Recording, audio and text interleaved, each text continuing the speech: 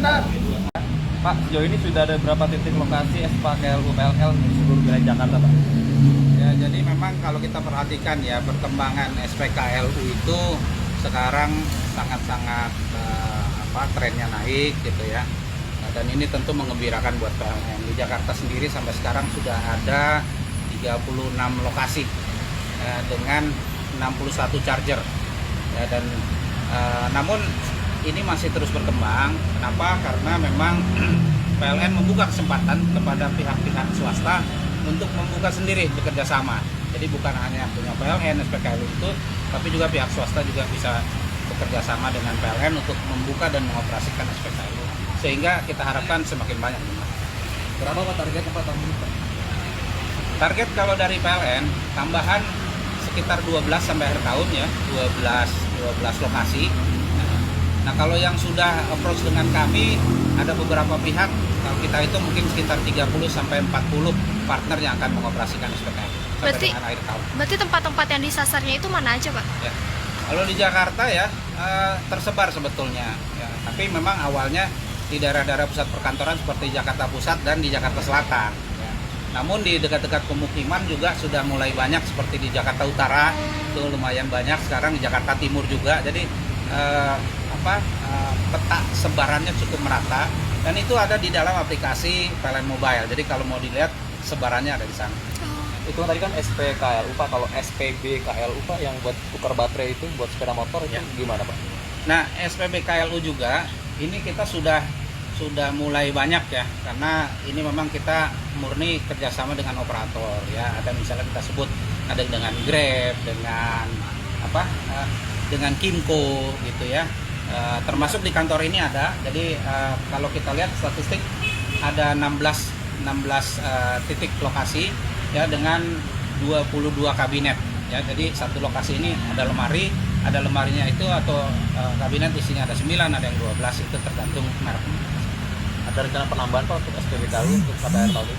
Kalau SPBKLU memang kita posisinya menunggu gitu ya. Artinya biasanya sepeda motor itu kan memang punya baterai spesifik dan mereka bekerja sama dengan operator. Jadi kalau operatornya misalnya nambah, ya kita akan memberikan layanan dan memang kita prioritaskan selain di tempat-tempat misalnya convenience store juga itu di kantor-kantor kami juga kita sediakan. Kalau untuk prospek kendaraan listrik sendiri di Jakarta gimana Pak? Kalau prospek kendaraan listrik ya di Jakarta, kalau tercatat dari yang sudah mengintegrasikan gitu ya home charger, karena kan biasanya orang beli kendaraan listrik sekaligus mendapatkan pengisian buat di rumah. Home charger itu baru mencapai angka 980 sekian gitu ya, jadi belum sampai 1000 gitu. Dan ini memang menjadi tantangan buat kita semua ya, buat pemerintah, buat masyarakat, komunitas. Gimana caranya supaya ini bisa lebih banyak lagi? Untuk cara pengisian dan berapa lama Pak? Ya. Kalau pengisian kita sangat simpel ya. Kita tinggal buka aplikasi PLN Mobile, kemudian ada di situ fitur listriku, charge in maaf. Jadi untuk melakukan pengisian, kemudian kita datang ke lokasi seperti di sini, kita scan QR code, kemudian nanti dilihat ada saldonya berapa di e-money atau e-wallet. Kemudian dari situ kita input jumlah KWH atau rupiah yang akan kita isi.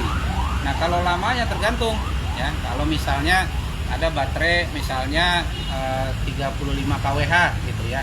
Nanti tergantung, kalau misalnya 50 kW kapasitas pengecasan yang termasuk ke dalam fast charger itu kurang dari 1 jam itu juga sudah full ya. Kalau misalnya kita pilih yang lebih lambat tentu akan lebih lama. Pak, biaya untuk pengecasan itu misalkan dari 0 sampai penuh untuk mobil listrik berapa sih Pak? Nah, kalau kita hitung ya di SPKLU itu supaya gampang ya, Rp2.500 per kWh. Nah, baterainya kalau mau let's say salah satu mobil yang cukup banyak gitu ya beredar itu 37 kWh, tinggal dikali saja 37 kWh dikali dengan 2.500 ya, kemudian itu bisa mencapai sekitar 350 km dalam sekali pengecasan. Jadi kalau kita bandingkan dengan BBM 1:10 sebetulnya lebih murah, 1/10 untuk kilometer yang sama. Pak, bentuk dukungan dari pemerintah untuk SPKLU ini seperti apa Pak? Nah, kalau dari pemerintah tentu pertama menugaskan PLN supaya menginisiasi ya, mempercepat penetrasi kendaraan listrik berupa salah satunya adalah pembangunan SPKLU. Jadi PLN ini diberikan mandat. Nah, merespon terhadap itu, PLN juga memberikan insentif. Ya, kalau di SPKLU kita berikan insentif, misalnya kemudahan-kemudahan untuk pemasangan, kita punya skema-skema kerjasama mulai franchising maupun IO2, investor owned, investor operated. Nah, di rumah juga. Nah, ini sebetulnya yang sering mungkin belum begitu dipahami bahwa di luar sana yang sudah banyak penetrasi kendaraan listrik itu 85-90% orang itu misalnya di rumah. Jadi bedanya dengan mobil bensin itu pom bensinnya di luar, kalau ini pom listriknya di rumah. Tuh, sehingga jauh lebih banyak yang mengisi di rumah daripada di luar. Sehingga sebetulnya tidak perlu khawatir, sekali ngisi kita 350 km. Nah, dengan di rumah, kalau tadi di luar tarifnya Rp2.500 per kWh, kalau di rumah itu dari harga Rp1.700 per kWh, kalau jam 10 malam sampai jam 5 pagi ngisinya, diskon lagi 30%. Jadi sudah lebih murah, diskon lagi lebih murah lagi. Jadi ini bentuk dukungan